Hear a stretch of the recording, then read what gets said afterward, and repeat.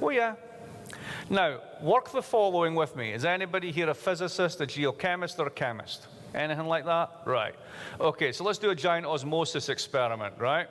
So Miami gets its water from a limestone aquifer that runs up the back end of Miami and goes for 200 miles. The Superfund site is on that side of it, it's 750 foot, and it's buried at about 40 feet. As the water moves up, it's not just moving up the beach, it's moving underneath. That water is salt water. What happens through a porous membrane to fresh water and salt water? So what happens when you suck a Superfund site into Miami's aquifer? You lose Miami. Now, when that happens, everybody in America forms the Winston Churchill line on America. You know Winston Churchill's line on America? The Americans will always do exactly the right thing once they've exhausted every other opportunity. And that's what will happen. Now, you know, we think that global cooperation is a big part of this, right? But I hate global cooperation because I know the people who do this stuff, and they're chancellors and acrobats. And they go off to Copenhagen and they have canapes and they sip champagne and they sign agreements and they go home and nothing happens, right? So America will move when it loses Miami, right? And then nothing will stop it. I mean, that's the other thing about America, right? Once it decides it's going to do something, that's it. It all goes that way. Now, there's other places that have capital and have command and control ability that accept science and have huge problems with their food, their water, and their air. They're called China. And in 2015, China installed more fourth-generation solar in 1 year than the United States has. So they're already doing it. And the EU, if you take out a couple of shitty states that are run by idiots like Hungary and Latvia, pretty much on board too. They just need to be pushed along. And guess who the rising parties are? Green parties. Now, if I take in order the United States, China, and the EU and add it together, I've got 35%, 40%, and about 15, 20%, depending on count it, of the global economy. I don't need global cooperation. I just need the three of them to move. And the thing that's going to make them move is climate change. So it's absolutely a threat, but as the Chinese say, it's also an opportunity. Now, from an investment point of view, this is the bit that I don't get, but it also gives me faith, right? If I'm an investor, here's the story on climate change. Are we going to go to carbon zero? Never going to happen, right? Even if you do everything you can with electricity, it's 30% of the energy. Let's say that you do a whole new grid, you roll it out, you have Ford F-150s with electric batteries. They're coming in 2 years, by the way. You can do a lot. Let's say you get to 60. You still need residual carbon use. How can you do a jet engine with no jet fuel, right? Just think about that, right? So there's no way it goes away, right? You can get more filters, or it really keeps it down. But what you do is you get way more efficient on the other side, right? And the tech is finally there to do that, and it's emerging. Now, if I'm an investor, I've got what's called covered option decisions. You want a covered option. That means that somebody's covering, they're insuring my downside, and I can only have an upside. This is the best type of financial contract. And anyone who writes the other side of that contract is a fool, because they're guaranteeing all states of the world except the one where you make money. So if you find a covered option, you just go, yes, I'll take it, right? Climate change gives you a covered option. Here's how it works. You don't invest, you die. You do invest, it doesn't work, you still die. You invest, and it works half, you get to print money for 1,000 years. Why would you not invest everything in this? So once these three states move, so what's the objective? That's what happens to the investor community. Boom, it goes. We'll get through this. It's what we need. Bet you've heard that before. Find the objective yet? The hopeful climate change guy. You mean he's in denial? No, he wants it to happen faster. Yeah, if it fails, you know, it's a covered option, right? If it fails, you die. If you try, you die. If you don't try, you die. Just go for it. There's two entities out there. I think they're different ones. One's orange, the other one's N, E-N-G. I think they're banks that do not have physical presence on the street. Right. And the other thing is Bitcoin. Can you comment on both of those? Yes, I'd be happy to. Thank you. banks not having physical presences, that's what you get used to that. But there's a weird thing in this, right? Those of us who are old enough to remember, when they brought out ATMs, they said that would be the end of the bank teller. There are actually more bank tellers now than there were before they brought in ATMs. Because people going to the ATMs didn't clog up banks, which meant you could open up more branches in more places, so you actually got more banks. Now, you don't get rural banks or anything like that. That's where the problem is in the provisioning of banks outside of metropolitan centres. But in terms of brute numbers, that technology didn't actually wipe us out. And I think there's always something to think about in the way that what tech does as opposed to what we think it will do. So ING can have walk-in cafes, half a dozen employees, the whole thing's online, etc. It still takes deposits. And it holds those deposits in central bank accounts across the world. So in that case, they're exactly the same as anybody else. They've just got a different front end of the model. There's actually not that much different to them. Now, when you get to some of the more exotic banks, if they're not taking deposits, they're not really a bank. Now, they could be some kind of, as they call them, shadow bank, a non-deposit-taking financial intermediary. Lehman Brothers was one of those. But again, that's nothing new. There's always been those types of things. If you lived in the 60s and 70s, I bought my first ever bass guitar with a hire purchase firm and paid 18% real on the loan. And I had to walk down every Saturday and sign the book and hand them physical cash, right? So that's a non-deposit taking financial intermediary. So these things are just digital versions of it. Bitcoin is a joke. And it's a joke if you think it's money, but it's way too volatile. So money, to be useful, is economists a unit of account, a unit of exchange is the store of value, right? It's also a hedge against uncertainty, which is why you care about its future value, right? People put it under the mattress. Now, here's your problem. Is it a unit of account?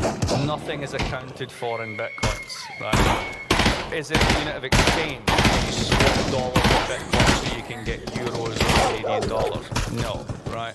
Is it a store of value? Absolutely not. It can go from 700 to 20,000, right? So you can't use that. But on those definitions, and even the one about the hedge against uncertainty, it's not a money. So what is it? It's what the Chinese central bank characterized it 3 years ago. It's a digital money. Now, if you accept that's for what it is, and you're willing to risk that capital, cryptos are great. They're fun. Caught in around fingers, and if you can time them right, you can make ungodly amounts of money. But the one thing that states do that makes them states is issue debt across generations. Their ability to do that comes from the intergenerational capacity to tax and bring in foreigners and tax them and bring in other people and tax them and sell debt to people on the other side of the world. All of that is made possible by having a monopoly on one thing: money. Do you think that the American state, who runs the almighty dollar that denominates 60% of everything in the world, is going to let Libra happen? Or Bitcoin? No chance. That's the essence of state power. You don't mess with that. Not unless you want a Cersei Lannister solution. There was a woman at the back. Yes.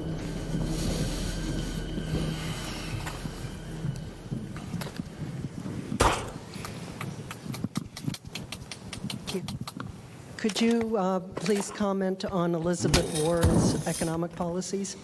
I like them, but they're too technically detailed. She's right about a heck of a lot, but having a policy for everything is not a good way to do it. MAGA. Make America great again. Right? Fill in what you want. Why did Obama work? Obama worked because he was a Rorschach test that said open trade. And that was it. And everybody filled in the blanks. They just went, I'm not I can vote for a black guy, open trade, right? Fill in what you want. Something is out the same thing. I want to make America great again. And there's an awful lot of people who think America has not been great for a long time. Now, what does Warren do? I want to regulate the banks. Why do you want to regulate the banks? Well, it's just a contract story. So if you're willing to sit in the Warren makes more sense. If your everyday matters distract you from caring about that stuff, make America great again is a shortcut to get to where you want to go. So I worry about basically when things get too technical. In some ways, she's not bad at it. But what cuts against it is the fact that there's a huge gender bias against women politicians. So the question for her is, can she get the nomination? Can she she win? It's not because it's war. So there's that that's just like ingrained into it. So that's why it's more difficult for her. I mean, if you think about it, basically, what you've done in the Senate, have your principles, do you know what you're talking about? You check all the boxes. Why does Bernie have an advantage over her?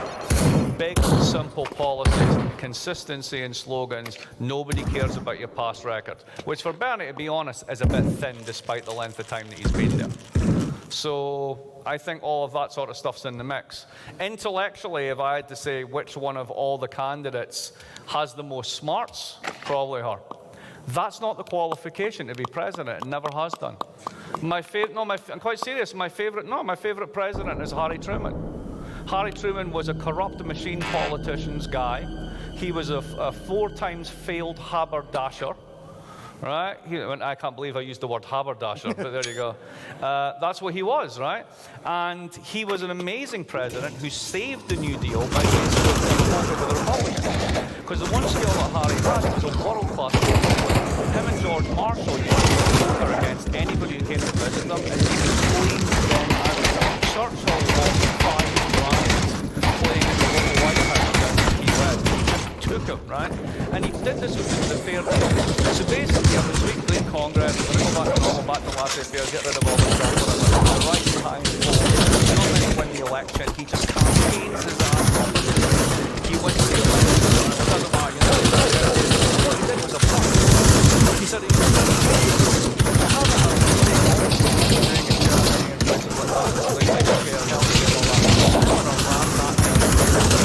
going to take it to the people and I'm going to write it all over. They lost their money. Focus on campaigning. Go up. Everything saved.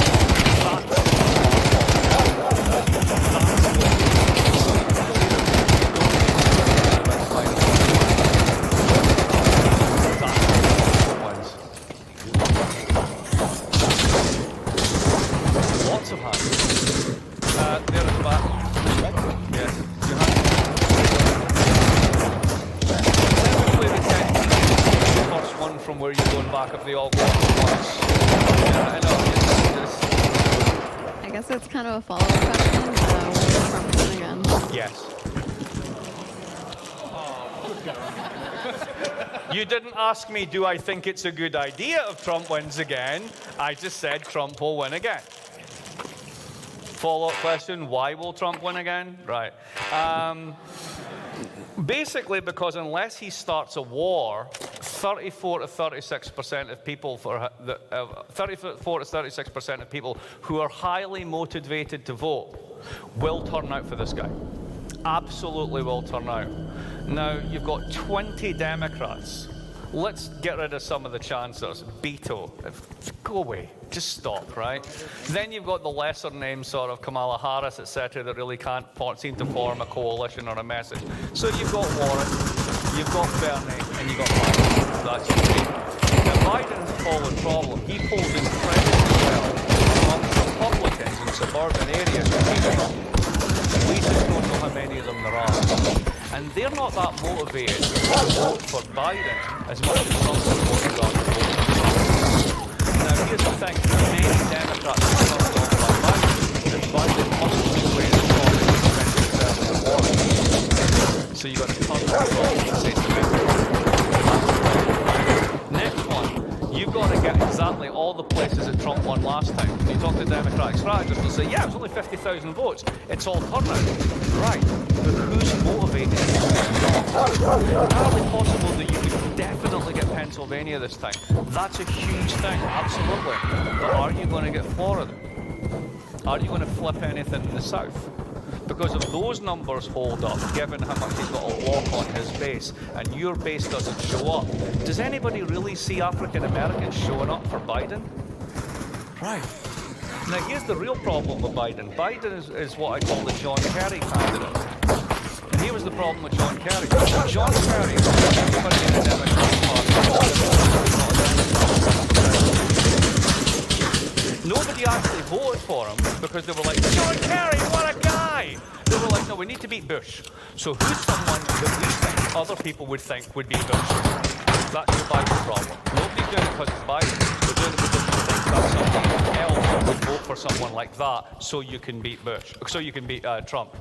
That never wins. So unless he catastrophically screws up, and given what he's done so far, and he hasn't blown up yet, unless he really, really tries, it's going to be hard for him not to lose. I mean, win. With that happy note, maybe we should bring. Really? Oh, you want to keep going? Yeah, keep going. All right, let's do it then. I mean, if you want to leave, just leave on your own accord. I've got a 5:30 flight. I'm going nowhere.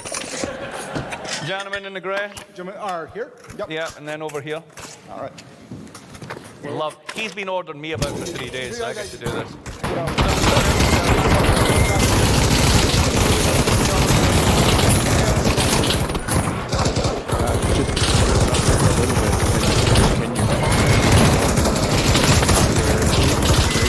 Between the U.S.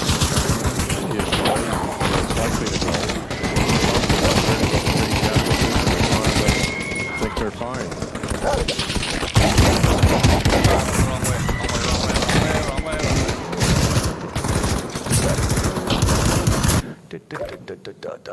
Come on, back. Thank you. There, that's it. Okay, where's the tariffs going next? There. China's the warm-up act. China is the warm-up act. Here's how this works. You know the song, The Man Who Broke the Bank at Monte Carlo? No? He is the man who broke the bank at Monte Carlo. So how do you break a bank when you're gambling? Because the bank has more money than you. You double your bet every time. It's called a nightingale strategy. So long as you keep doubling, statistically on a fair bet, 50-50, eventually it's going to come to you. So long as you have unlimited liquidity, you can just keep doubling until you win. That's how you crush a bank. That's why casinos have table limits, so that you can't do that, which is why the house always wins. Now, let's go to the tariffs. You're China. You're growing really fast. You're stealing everything you can get your hands on, as all developing economies do. The problem is China's really good at it. Now, our films are willing to put up with this because basically we get market access in this enormous growing market. And you know that they're advanced soon, and you want to be part of that party as well, even if they steal all your stuff. So it's a kind of win-lose situation. On a corporate level, you don't mind. But you've got a problem if you're the US. Why does the US grow faster than everybody else? Because its firms have all the tech and all the IP and all the products, and control 80% of all the global supply chains and extract 80% of the value from them, which is why they have such high profits on their really big firms. Now, what happens if China catches up by stealing all your IP?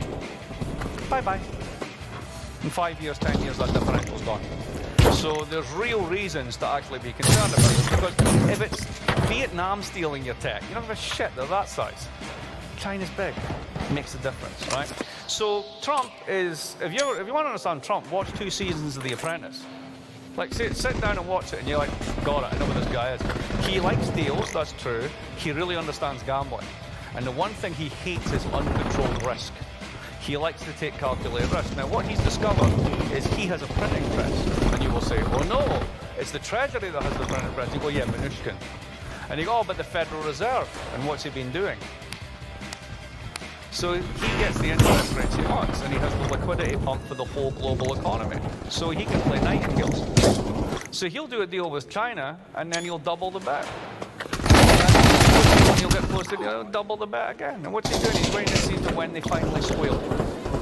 And when they finally squeal, they sign the deal with one, and then he'll turn to these guys. Because basically, the real people he cares about, rightly or wrongly, are BMW, and Mercedes, and Siemens, and all the other sort of big firms in Europe.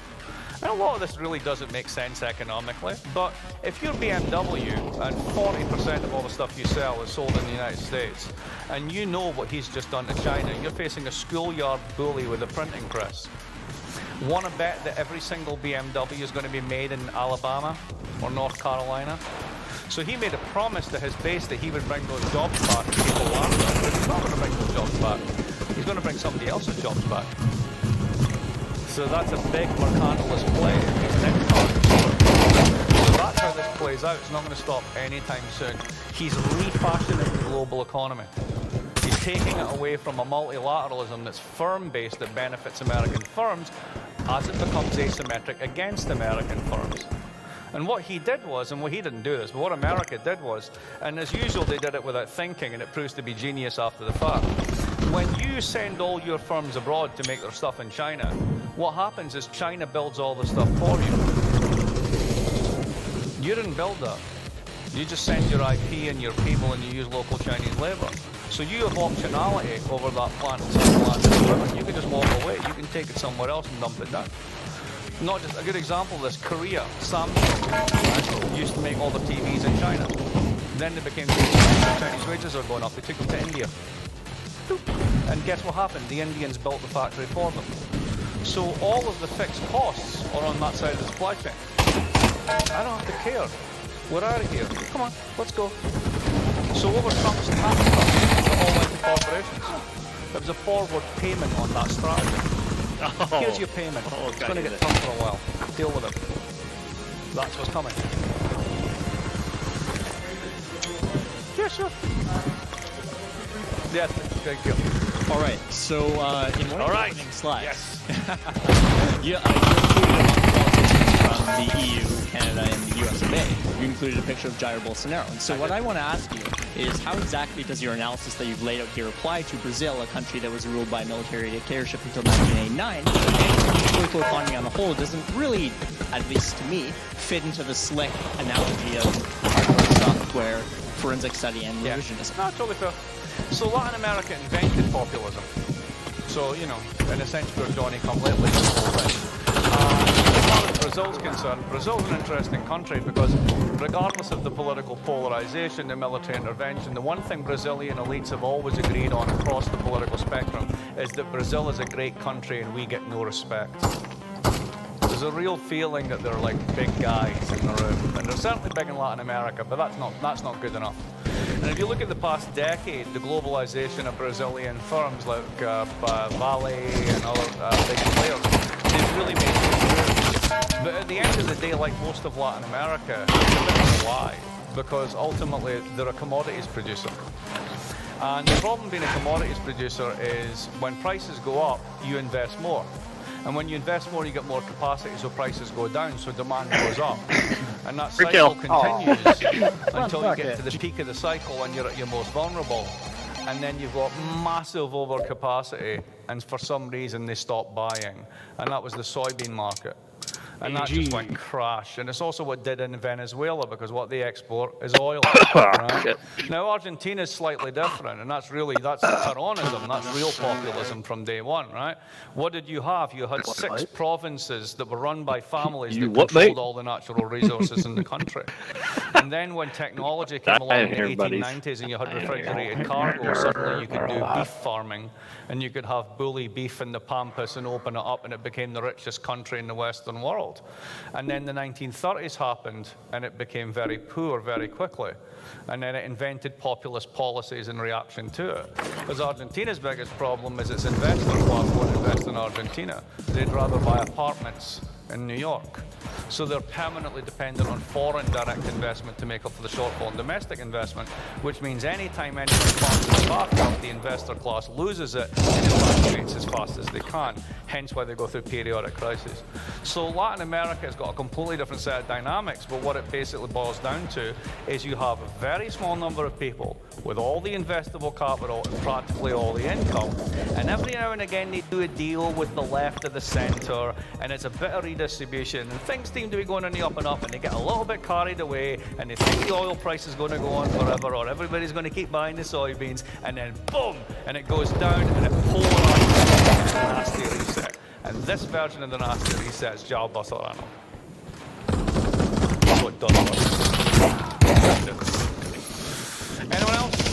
Or are you all exhausted and want to go drinking? Because that's what I want to do.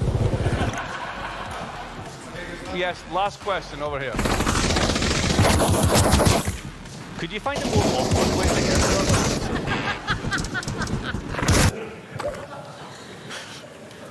Just one thing. Après Trump? Après Trump? Après Trump?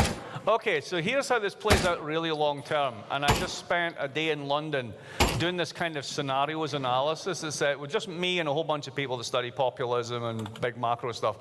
And it was really interesting because we all gave our shtick. And there was somebody there who had, I can't mention the firm, but they basically had what looked like my bathroom tiles, which are sort of chartreuse hexagons, because I like that kind of thing. And they had a whole bunch of hexagons of different colors. And when people were talking, this guy was writing with a marker pen on it. And we're all sitting there going, what's going on? So after 2.5 hours of this, basically we go off for coffee and he comes back and he goes, right, you want to know what I was doing? I said, yeah. Well, anytime somebody made a point about, let's say, global macro, I wrote something down on a chartreuse tile. And when they made a point about culture, I wrote it down on a green chartreuse, a green tile or whatever, right? So it's all different colors. So, and finance was blue, whatever, blah, blah, blah. And then he has a whole wall. And we come back after lunch and he goes, I think this is your story. And it's brilliant because you can start on any theme, finance, and end up there. You can start on culture and end up there. I've never seen this done. It was fascinating. And with a few minor tweaks, everyone in the room went, yeah, that's pretty much the story as a whole. I've never seen it before. It's kind of awesome. So they said, all right, so what happens next? So they split us into teams and said, with that, how do you know what happens next? So this is where climate change comes in.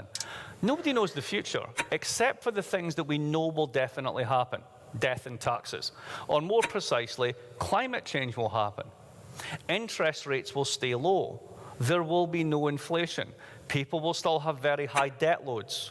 Automation is probably not going to be nearly as important as people say because it's really just investors selling you crap and making you scared, right? So we go through this sort of stuff and plug in the stuff that we've got, and all of the teams come back with exactly the same conclusions. So here's how it works. Right-wing populism of the nationalist variety, which is exclusionary and basically politicized immigrant labor, will win lots of elections but will solve no problems. As climate change and other things become more and more pressing, you will move to a kind of AOC, Green New Deal, and lots of different versions. If that moves extremely rapidly and satisfies the wage demands and life expectancies of the people who vote for it, it will be valorized and you will get a structural left populism. If it fails to do so, if it doesn't work as advertised, if there's corruption, if people lose faith, it will swing back to the right. But you will do so under ever worsening climate conditions. So their life cycle gets shorter every time it gets it. So you get this reversion. You start off with the Trump version. You will get an AOC version.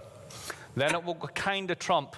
Then it will go more AOC. And it will go kind of Trump. And then it will lock or we die. And that's what we came up with. But don't worry, we'll all be dead by that point through natural causes.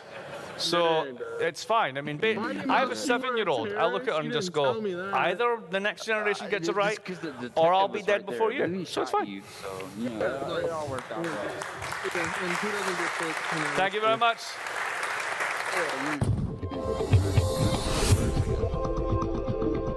Fucking rigged. The system's rigged. States at that time to soak up the damage. And what that led to was a great deal of desperation. And what that meant was fascism and communism, and it nearly destroyed capitalism. So even though the elites that were intact in the investor classes in these countries would have loved to have gone back to the old laissez-faire ways, they knew they couldn't. So you have to manufacture one thing, full employment. Now, how do you do that? Well, there's loads of different ways. And if you've got different hardware, you have to do it in different ways. But pretty much every country decided we're going to have a national economy. We might even nationalize some of the commanding heights so that we've got real control levers we can pull. The one thing we're going to do is we're going to make sure that finance stays at home. Right? You can't just move your money abroad. Very hard to do that because we want our investor class to invest at home. And when you force that high rate of investment, what happens? Well, you're going to get high wage growth. And that's great because that gives people money to spend. Now, the only way you can do that and can maintain that is if you increase productivity to pay for the wages. But how do you get both sides to agree to that? Well, you have things like cost of living contracts, or what the Germans called corporatism, where big labor is recognized by big business and they negotiate over productivity and pay. And that was the standard setup right across the world from the 50s through the 70s. The result of that is a system of very high taxes and transfers. In the United States in 1957, the top marginal rate of income tax was 91%. Yeah, AOC suddenly looks like a conservative. But here's the difference. Nobody paid that rate. Hardly anyone, maybe the head of GM. Because what happened as a result of this was what's called the Great Compression.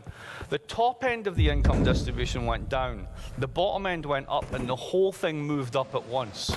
That was the birth of the middle classes. So the middle paid 90% of the taxes, hence nobody paid 91% and nobody paid nothing, and everybody paid 35, right?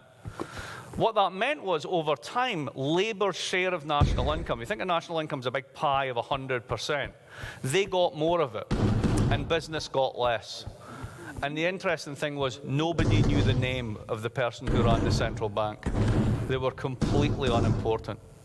Now run forward, right, to just 10 years after that comes to an end in 1980.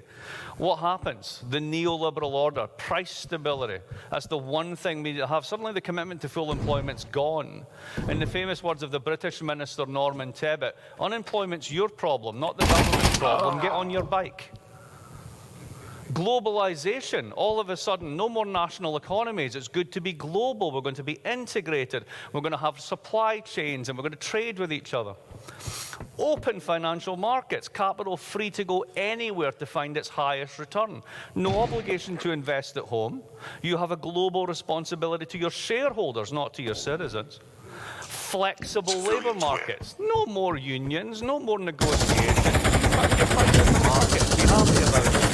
As a result, much lower taxes and transfers. Capital's share of national income becomes very high. This is the inequality of the moment. Special and round. Labour's hits an all-time low. Both capitalisms configured in different ways with different ideas. Yes, there we go. So what was the bug in the first one? Well, many of us might be old enough to remember. Whoops, it went back. God damn it, can we go back one? Thank you. No! Technology. You might remember this. It was inflation. And the reason it happened was very simple. And it actually wasn't the story they told us, like the state spent too much, the same as they did after the financial crisis. That's always been horseshit. What actually happened was this. Imagine that you have a commitment to run in full employment for 30 years. What that means is, by definition, the median wage has to go up. Now, you can pay for that if you're a business if you can keep productivity ahead of pay. But eventually, you kind of hit a technological wall, and you keep asking for more pay. And what that also means is the bottom end of the income distribution goes with it. So what that means is your median worker's getting paid more. If you want to get skilled workers, you need to pay through the roof. And the dumbest people you've ever met can leave their jobs at noon and get a new one at 4 at a higher wage. That's kind of unsustainable, because the only way businesses can go for this is by passing it on in prices. So then Labour, which is big and organised, says, you promised me 4%, I'm 5% inflation, so I've just had a pay cut. So I'm going to go on strike. Remember all those strikes in the 70s? And then business said, no, you won't. And they went, yes, we will. So they did. They had a strike. And then business eventually said, all right, have 7%. And then inflation went to 8%. So Labour came back and said, I just had a pay cut. And thus it spiraled out of control. And that was the bug in the software. Now, that bug was diagnosed by a software engineer, which we call economists, called Mikhail Kalecki back in 1943. And he predicted in an article, which I'll be happy to send any of you if you send me an email or you get it off my website, from Political Quarterly, all words, no math, in 1943. And he says this whole thing's going to blow up because it destroys management's right to manage. It's going to create inflation through the wage channel. And ultimately what it does is it makes capitalists really upset. Because if you've planned to invest over a 10-year period and get a 5% real rate of return, if inflation goes to 10%, you might as well take your money around the back of the house and burn it. So by the time you got to the high double-digit inflation in the 70s, capital basically went on strike. They said, why bother to invest? Whatever I think I'm going to get as an investment 5 years from now, the inflation's probably going to be higher. So what happens to an economy that's running at full pelt with super tight labour markets if the investor class stop investing? Well, your rate of growth is going to fall, and eventually you're going to start to see some unemployment while inflation's still going up, which is what we had in the 70s. So clearly this can't go on, right? So what do you need to do? See if I can get this one. Go on. Yay, there we are. Here's your hardware modification. Old white men with gold medals, otherwise known as central bankers. Suddenly they become important because control over interest rates was given away to them. Politicians didn't get to decide that anymore, and that was a global phenomenon. And the software upgrade was what we call neoliberal politics. Because if the problem is inflation, the solution is to get the money out of the hands of the politicians, give it to independent central bankers, and then globalize, integrate, liquidate, privatize, and do all the rest of the stuff we've been doing for the last 30 years. Why? Because if Canadian labor has to compete with American labor, and they have to compete with Mexican labor, and the whole lot of you have to compete with Chinese labor, what do you think is going to happen to wages after I make unions borderline illegal? They're going to go down. And then what's going to happen to the capital share? It's going to go up, but this time with no inflation. So that 5% return is going to become 7%, going to become 10%. So what happens to the capital labor share of national income? Ooh, welcome to the inequality of the period. Bugs in the software. So this seemed to work for a while, but underneath it all, there was a problem. No, back one. There it is. And here's the problem. So basically, that first computer kind of starts to get into trouble in 1973. Look what happens in 1973. COLA contracts mean that the wages adjust the productivity so that they're relatively equally shared. And then they don't. And then hourly compensation essentially stagnates while productivity goes up. That gap is essentially the inequality spread that the United States economy sees between business and labor. And I'm going to show you that in 3 different forms. So all that productivity is a monetary value. So how much is that monetary value? Let's find out. No, back one. Thank you. So if you're in the bottom 20% from 1979 to 2016, you haven't seen any of it. In fact, you've lost 1%. If you're in the 20 to 40%, you have seen a 0.77% real wage gain since 1979. In other words, the square root of diddly squat. If you're in the middle, you have done well. You got nearly 3.5% over 40 years. If you're in the upper middle, you got 10%, which is just about enough to say that you're treading water. And the whole thing goes to the top. 27.41% for the top 20%. Now, if I break that out, which I will in a minute, see where all those returns really went. Next one. So here's the thing I keep talking about called labour share of national income. There's 1973. It peaks at about 65% national income. So what that means is everybody who gets a W-2, which is 90 to 95% of Americans, they're the people who are there. And that means they get 65% of the whole pie, right? Where are we today? We're down at about 57%. Okay. So you go from there down to there. By the way, that's the stock market bubble in 2000s. And that's the only one that ordinary people got to play in, which is why they won it and lost it.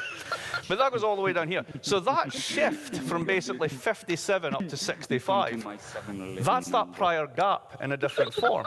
If all that productivity is going essentially 5% of the population, that's the result, is the swing in who gets the share of the pie. You with me? Yes? Okay, good. Next one. There we are. Right. Now, this is globally. This is fun. So, of course, the defenders of that regime will say, yes, but you're missing the point. I take a global view of things because I'm a globalist. And I'm really concerned with the welfare of the whole planet. And on a planetary level, this new regime's brilliant because, like, think about it.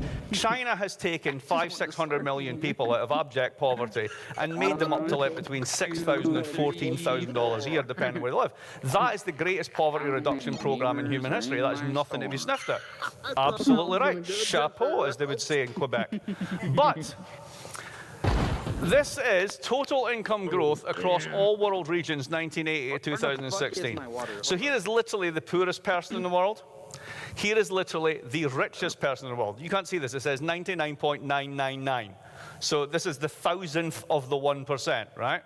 So look what happens. That's China. All of that is basically China. They got a bit. They got the bottom 50% captured 12% of total growth. Now, there has to be a squeeze somewhere, because if you're integrating with Chinese labor, core wages are going to go down, and that's what happened.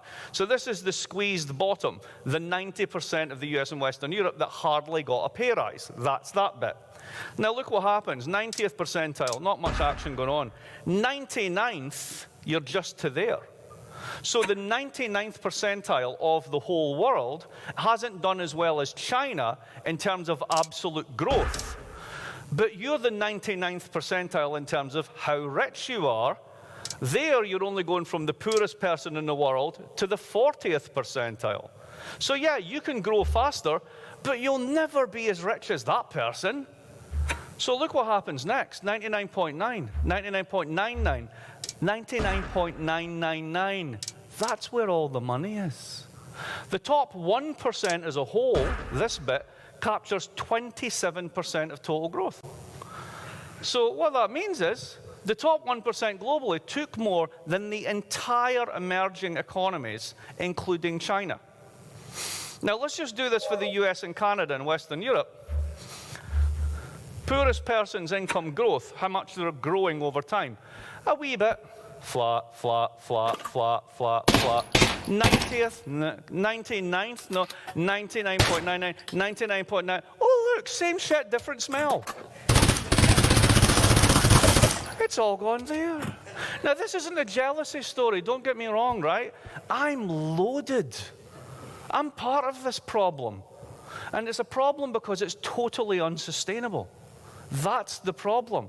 It's not about we should take from these people because they don't deserve it. I don't give a shit about that. I care about the fact that this is fragile. I'm going to explain why, and it's very, very dangerous. Not least of which because I have to keep giving talks about it. Can we do the next one? Right. So, just put yourself in that position. You're not really getting a wage raise for 30 years. How do you keep it going? Let's see what happens. Next one, please. So remember that thing between productivity and then productivity went up, wages went down? The green line is the growth of broad money in the economy, which reflects how much people's purchasing power is there for real and also how much banks have in deposits. This is bank assets to GDP. Now, here's the greatest trick in human history. What a bank calls an asset, anybody in a normal world calls a liability. So when you have a mortgage, right, the bank says that's a liability. Because it is, because they've given you this money, they might not get it back as far as they're concerned, that's a liability. Their asset is the income stream that you pay them every month. Now to you, the mortgage is the liability, the house is the asset, and it all sums to zero. Now if you live in a world where basically income isn't growing, and yet banks' assets, which are everybody else's liabilities, are growing almost exponentially over a 30-year period, that tells you what? That the banks are lending an awful lot of money. Now, why would they be doing that? Well, remember on that first computer, you all have to remember it. Do you remember things like higher purchase restrictions? Right? You remember like interest rates like 18% if you want to buy a washing machine, right? It was all for macroeconomic control. That was it. These were little control variables for the government to twist. And on one reading of the world, that's crap, because there's a huge amount of capital out there that could be lent. And the whole point of the banking system is to intermediate between people who want the money and people who have the money. Rule number one of banking, never give money to anyone who needs money. That's an entirely different proposition. But if you want to buy a washing machine, different lenders can compete in a free market, and you should pay 18%. You should pay 5%. In actuality, you buy on a credit card, you go into default, and you pay 37%, but that's a different story. That's the theory, at least. So anyway, there's been a colossal ramp up in bank assets, which are other people's borrowings. Next slide, please. Now, this is when it all started to go mental. I lived in Baltimore from 1997 until 2009. Yeah, more or less. And in 2004, I don't know if it's the same in Canada, but in the United States, you couldn't get in your door at night. You'd open your door and you'd push it in, and you couldn't get in because there were 300 credit card offers behind the door. Do you remember this period? It was like, there were forests in Java falling just to make these credit card offers. And this is my best, I love this one. This is a real billboard. This is not altered. This is not fake news. Citibank in America had, well, globally, had an advertising campaign. They spent $100 million, that's how much money they had, globally advertising this slogan, it's just a slogan, between 2003 and 2005. Live richly. Open a cravings account. So sociologists and philosophers, they have this wonderful term, normalization, right? It's when something totally insane becomes normal. And that's that one, right? Because, I mean, I'm Scottish Catholic, but we're all kind of genetically Presbyterian on some level. And you know exactly what I'm talking about, right? It's the whole bit about love thy neighbour. Anyway, that whole thing is just bonkers. I mean, the Scottish one, obviously, Adam Smith, it said, save up something. And the Germans have a great one for this. Erst sparen, dann kaufen. First save, then spend. No chance. Let's just spend money we'll never have, right? Now, this isn't a prudence story. This is a how do you get by when costs are increasing. Everybody tells you there's no inflation, yet the cost of everything that matters is actually going up. Education, healthcare, all that sort of stuff, right? And the only way you can fill in the gap is to borrow more money. Now, that makes perfect sense, because the whole point of borrowing, from a banker's point of view, is what they call the maturity transformation. Very simply, what that means is not only do you want it and I've got it, right? I'm taking money at a time that it's not needed and putting it forward to you in the present so that your forward income can be drawn to cancel it out, right? You borrow from the future. But that only works on the assumption that your wages are growing, so that when you take the debt on now, it's a smaller proportion of your income in the future. What didn't happen? The wages didn't go up. That's why this built fragility into the system, because you cannot sustain that huge amount of bank assets unless the income streams that validate them continue to come in. And by the time that you start doing this, you know you're peddling bullshit, right? What you're doing is trying to find income streams to capitalize the loans you've got out there, which you know are already bad. Why do you think they got into subprime mortgages? So here's this in lines.